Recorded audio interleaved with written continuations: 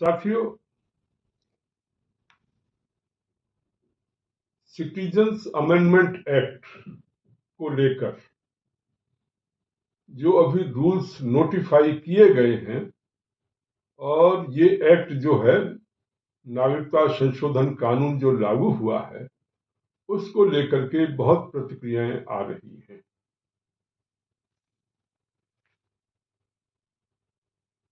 लगभग सभी पार्टियां,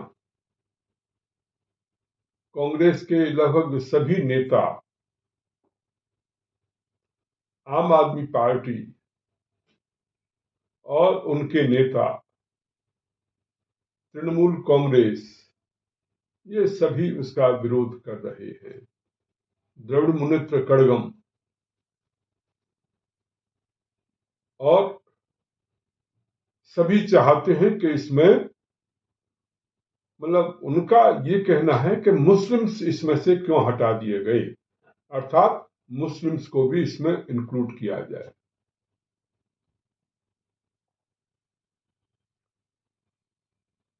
कल केजरीवाल का एक ट्वीट देख रहा था, वो कह रहे थे कि ये लोग आ जाएंगे तो यहाँ के लोगों की नौकरियां चली जाएंगी और यहाँ के लोगों की जो है परेशानी होगी, वो बिजनेस पर कब्जा कर लेंगे, ये कर लेंगे। अनेक ढंग की बातें कही जा रही। मुझे समझ में नहीं आता कि आखिर इसमें मुस्लिम्स बीच में कहां आ रहे हैं और क्यों आना चाहिए।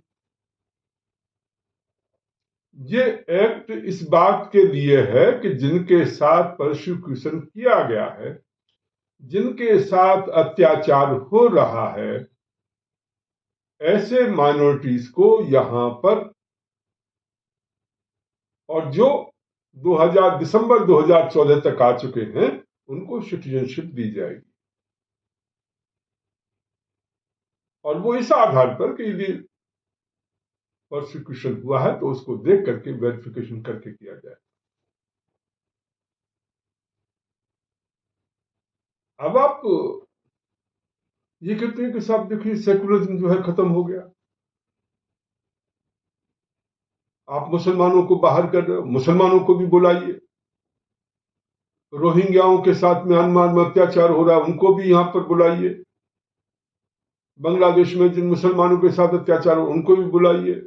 अहमदिया और दूसरे लोग जो हैं मुसलमानों के साथ जो अत्याचार हो रहा है उनको भी बुलाइए।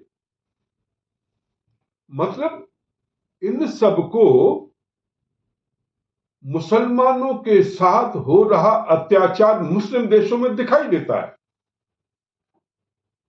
कमाल की बात देखो कि मुस्लिम देश है, मुस्लिम मेजोरिटी देश है, शरिया कानून वहां पर लागू है और शरिया कानून के अंतर्गत वो वहां रह रहे हैं और कहते हैं कि साहब उनके ऊपर, मुसलमानों के ऊपर अत्याचार हो रहा है मुस्लिम देशों में।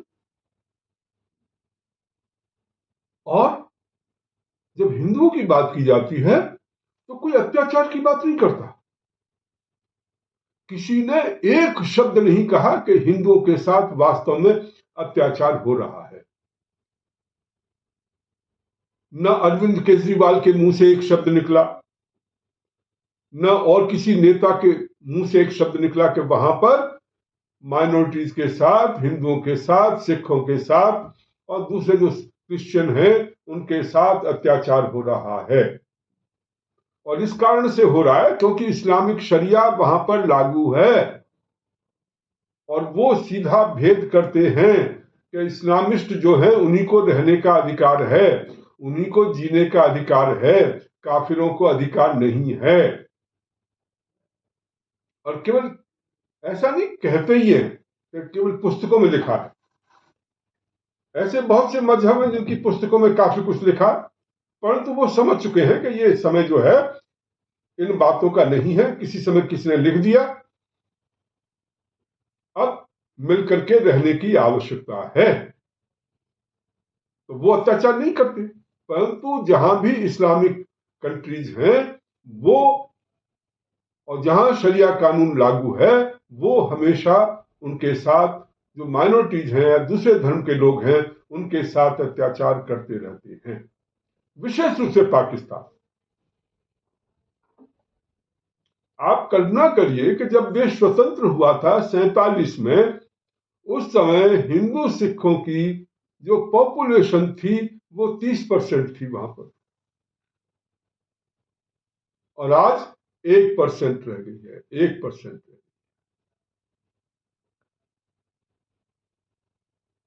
किसी को पता ही नहीं कि मतलब आखिर कहां चले गए वो हिंदू सिख, इतनी बड़ी संख्या में थे, किसी को कोई मतलब नहीं है।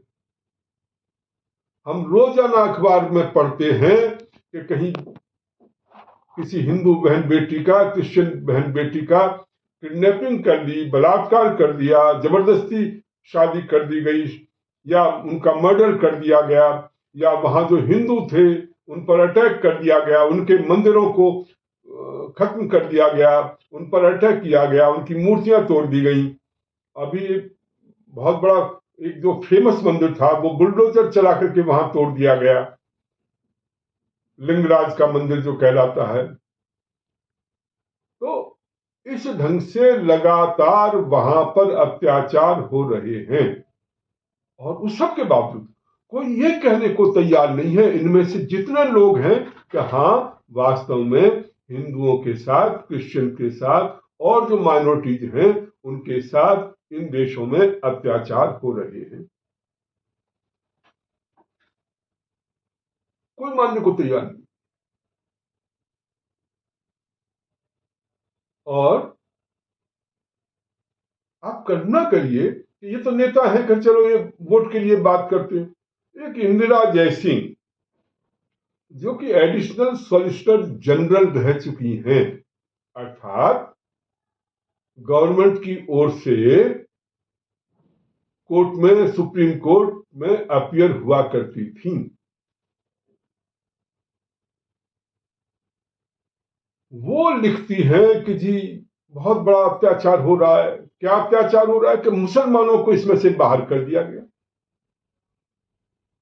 अरबी अत्याचार हिंदुओं के साथ हो रहा है वहां पर, उसकी एक बार भी उन्होंने पूरे आर्टिकल में, इंडियन एक्सप्रेस में निकला है आज बड़ा सा आर्टिकल, और उसमें कहीं उन्होंने कोई चर्चा नहीं की कि हिंदुओं के साथ क्या हो रहा है वहां पर। और उन्हें इस बात की भी परेशानी है कि ये जो अमेंडमेंट किया गया है सिटीजनशिप में, उनको सिटीजनशिप जो है इतनी जल्दी मिल जाएगी, इसका भी उनको परेशानी हो रही है। और उनको लगता है कि इससे जो है हिंदू राष्ट्र बन जाएगा, और उनको लगता है कि सब बड़ा लिबरल सिस्टम बना दिया इन्होंने, जिसमें कि वो आसानी से मतलब उनको सिटीजनशिप मिल जाएगी, और ये जो परसिक्यूशन हुआ नहीं हुआ इसका कैसे पता लगेगा। ये लोग पढ़े लिखे लोग हैं और ये ऐसी बातें कर रहे हैं, और उनको अहमदियाओं के ऊपर अत्याचार दिखाई दे रहा है कि अहमदियाओं का परसिक्यूशन हो रहा है वहां पर पाकिस्तान में, और भी लोग हैं जिनका परसिक्यूशन हो रहा है। उनको म्यांमार में रोहिंग्याओं का परसिक्यूशन दिखाई दे रहा है, उसकी डिमांड कर रहे हैं, तमिल्स की डिमांड कर रहे हैं श्रीलंका में, परंतु हिंदुओं के बारे में एक बार भी नहीं कह रहे। और कि साहब यदि ऐसा किया हिंदुओं के साथ, मुसलमानों के साथ अत्याचार हो जाएगा, उनके ऊपर अत्याचार बढ़ जाएंगे। क्यों भाई? अरे बात पाकिस्तान की हो रही है, यहां पर अत्याचार कैसे बढ़ जाएंगे? इसमें अत्याचार कहां से हो गया है मुसलमानों के ऊपर? अरे वो भाग करके आए हैं, उनके ऊपर अत्याचार हुए, और अभी पिछले साल में ही, मतलब अभी जब 2019 के बाद जब इन्होंने इस एक्ट को लागू नहीं किया, बहुत से हजारों हिंदुओं को वापस जाना पड़ा, वो देश में रह नहीं पाए, और पाकिस्तान में जाते ही उन सबको मुसलमान जबरदस्ती बना दिया गया। हजारों हिंदू जबरदस्ती मुसलमान बना दिए, जो कि यहां से वापस गए थे। वो मना कर रहे थे कि हमें वापस मत भेजो, और यदि हम गए तो हमारा जो है धर्मांतरण कर दिया जाएगा, और वही हुआ। किसी को कोई परेशानी नहीं होती। हिंदुओं का यदि धर्मांतरण होता है, उनको जबरदस्ती मुसलमान बनाया जाता है, उनके ऊपर अत्याचार किया जाता है, किसी को यहां पर कोई परेशानी नहीं होती। ना अरविंद केजरीवाल के मुंह से कोई शब्द निकलता है, ना राहुल गांधी के मुंह से शब्द निकलता है, ना और किसी ममता बनर्जी के मुंह से शब्द निकलता है। और इनको देखिए कि जब वो वहां के रोहिंग्या, जिनका हमारे से कोई लेना देना नहीं, वहां के अहमदिया, उनके लिए आंसू बहा रहे हैं। मैं महसूस करता हूं यह देश के साथ द्रोह है, देश के साथ गद्दारी है। और जनता को समझना चाहिए कौन से नेता हैं जो ऐसा कर रहे हैं, और उनको उनकी भाषा में जवाब मिलना चाहिए, अन्यथा ये इसी ढंग से बकवास करते रहेंगे। आप हिम्मत तो देखिए कि बांग्लादेश में हमारे 30% मुस्लिम, हिंदू और सिख थे, 30%, वो 7% रह गए केवल। 30 से 7%, कोई उनके बारे में बात करने में, जबकि पता है हमेशा कभी ना कभी किसी भी बहाने से वो दंगे होते रहते हैं, मां बहनों के साथ बलात्कार करते हैं, लोगों को मार के भगा देते हैं, उनकी जमीनों पर कब्जा कर लेते हैं। ये खुलेआम चल रहा है, कोई बोलने वाला नहीं है। और ये बीजेपी ने इतने साल लगा दिए, हजारों हिंदू जो कन्वर्ट हुए, यहां से निकाले गए और वो पाकिस्तान गए, उसके लिए कौन जिम्मेदार है? बीजेपी पार्टी जिम्मेदार है। अरे किससे डर रहे थे तुम, और क्यों डर रहे थे? क्या ये रूल्स आपके उस समय नहीं बन सकते थे जो रूल्स अभी बने हुए हैं? ये नोटिफिकेशन पहले भी हो सकता था, परंतु उसकी कीमत हिंदुओं ने अपने कन्वर्जन के माध्यम से उसकी कीमत अदा की है। हिंदुओं के ऊपर जो अत्याचार हुए हैं, हो रहे हैं, उसकी कीमत वो अदा कर रहे हैं। इंडियन एक्सप्रेस में एडिटोरियल निकलता है, उसमें भी मैं देख रहा हूं, वो भी वही बात कर रहे हैं, मुसलमानों को बाहर कर दिया, मुसलमानों को क्यों बाहर? अरे कहां बाहर कर दिया? क्या इस हिंदुस्तान में जो मुसलमान हैं उनको कुछ बाहर किया है क्या? क्या परेशानी है आपको? और हिंदुओं के बारे में, अहमदियाओं की वो बात कर रहे हैं, रोहिंग्याओं की बात कर रहे हैं, श्रीलंका के तमिल्स की बात कर रहे हैं, परंतु हिंदुओं की बात नहीं करते कि वहां पर उनके साथ अत्याचार हो रहे हैं। इतनी जनसंख्या थी पाकिस्तान में 24%, और अब वो जो है केवल 1% रह गई है, इसकी कोई बात नहीं कर रहा है। बांग्लादेश में 30% थे, वो केवल 7% रह गए, उसकी कोई बात नहीं करता। लगातार सिस्टमेटिक वे में वहां दंगे होते हैं, उनमें हिंदुओं को टारगेट किया जाता है, जबरदस्ती मुसलमान बनाया जाता है, और फिर वहां की जो कोर्ट्स हैं वो भी इसी ढंग का जो है, क्योंकि इस्लामिक शरिया लागू है तो कोर्ट्स भी वही बात करती हैं, वहां से लोगों को रिलीफ नहीं मिलता। अरे 8 साल की बच्ची, उसका 60 साल के बुढ़े से मौलवी से विवाह कर रहे हो, और वो भी किडनैपिंग करके। माँ बाप रो रहे हैं कोर्ट में, और कोर्ट कहता है नहीं साहब ये तो शादी हो गई, निकाह हो गया, अब इसमें कुछ नहीं हो सकता। ये कानून है, इसके बारे में कोई ये लोग बात करने को तैयार नहीं है, उसके विरोध में कुछ कहने को तैयार नहीं है। यहां हमें सेकुलरिज्म का जो है वो संदेश देते हैं। अरे दोनों संदेश पाकिस्तान में क्यों नहीं देते हो? वहां जाकर के सबके के मुंह बंद हो जाते हैं, अरविंद केजरीवाल कुछ नहीं बोलते। और कमाल तो यह है कि पिछली बार जब सीए आया था तब वो कह रहे थे पत्रकार वार्ता में, यदि वहां से लोग आ गए पाकिस्तान से और ये बांग्लादेश से, तो यहाँ के जो नौजवान हैं उनके रोजगार चले जाएंगे।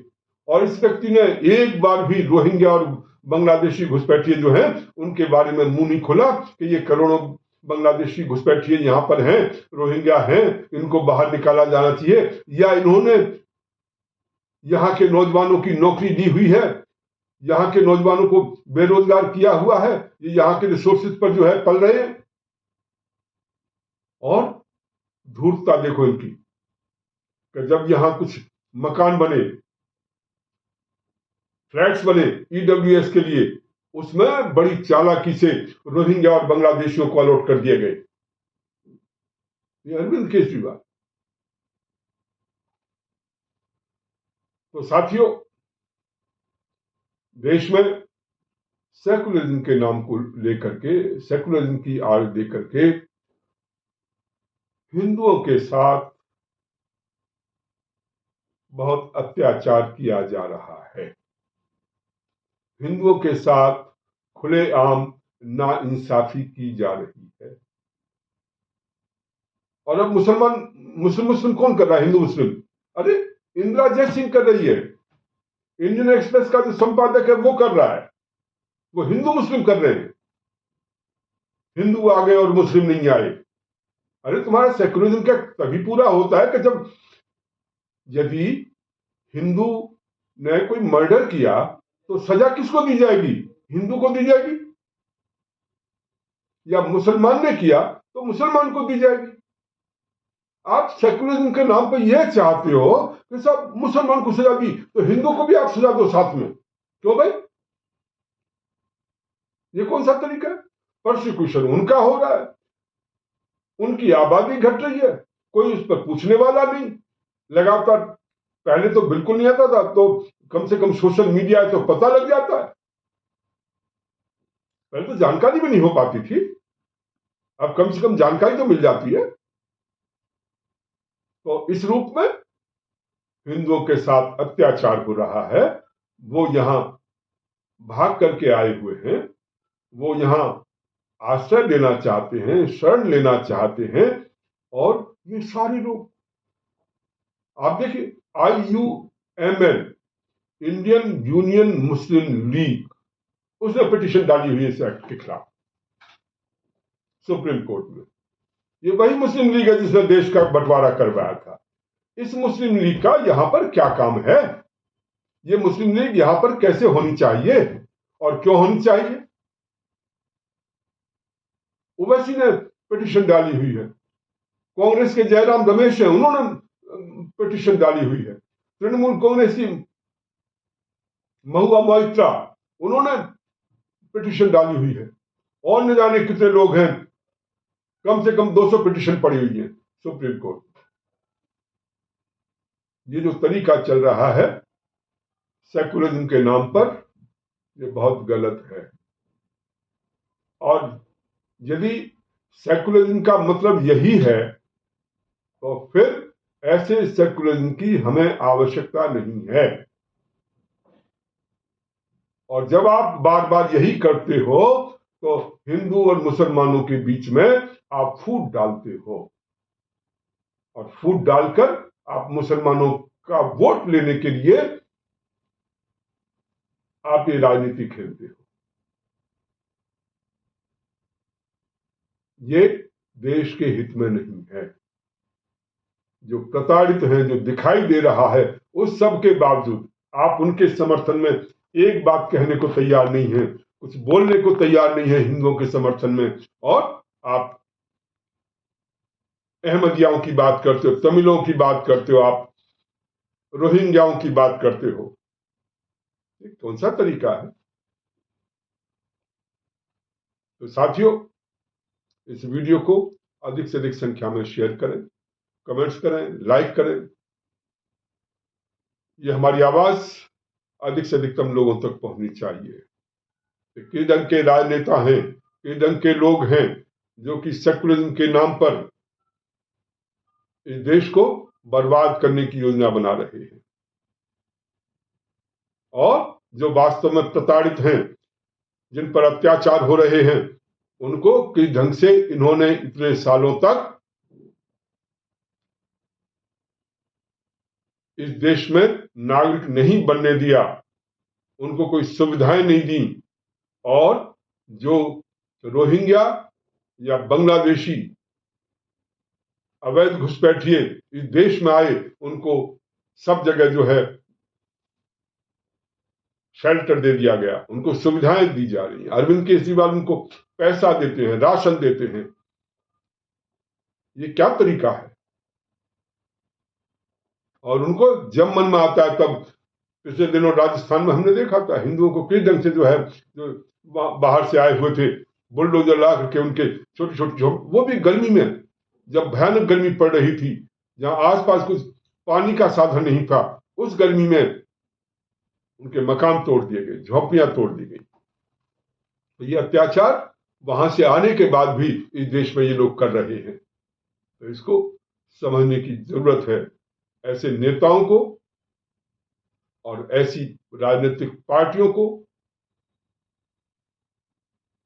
बिल्कुल समर्थन देने की आवश्यकता नहीं है। और बीजेपी, ठीक है, उन्होंने किया है, उनको धन्यवाद देते हैं, मोदी जी को धन्यवाद देते हैं, परंतु उन्होंने बहुत देर लगा। ये काम 19 में हो सकता था, उस समय नहीं किया। और 4-5 साल के बाद आज आप कर रहे हो, वो भी चुनावों से पहले वोट लेने के चक्कर में। इस बीच में जो हिंदुओं के साथ जो अत्याचार हुए, जिनका धर्मांतरण हुआ, जिनको यहां से निकाल दिया गया, जबरदस्ती जिनको जाना पड़ा यहां से, और उनका वहां पर धर्मांतरण हुआ पाकिस्तान में, इसके लिए कौन जिम्मेदार है? उसके लिए बीजेपी जिम्मेदार है। ये कर सकते थे, रोका जा सकता था उसको, परंतु इन्होंने नहीं किया। पर देर आयत दुरुस्त आयत, देरी से ही सही, हम समर्थन करते हैं इसका, और चट्टान की तरह हम इसके साथ खड़े रहेंगे। इस एक्ट का समर्थन करते हुए हम खड़े रहेंगे, अपनी आवाज उठाते रहेंगे। इसके साथ आप देखें कि QR कोड लगा हुआ है। हमारी आवाज को यदि बुलंद करना चाहते तो आर्थिक सहयोग जरूर करिए, चाहे 10 रुपए करिए, चाहे 100 रुपए करिए। हर महीने कुछ आप बना लीजिए कि हर महीने हमें इतना इतना करना है, जो भी आपकी कैपेसिटी है उसके हिसाब से, और इस आवाज को मजबूत बनाइए। ये राष्ट्रवादी पार्टी इस राष्ट्रवादी विचारधारा को पूरे देश में ले जाना चाहती है, और वो आपके सहयोग से हो सकता है। तो इसे मजबूत बनाइए, समर्थन दीजिए और आगे बढ़ाइए। बहुत बहुत धन्यवाद।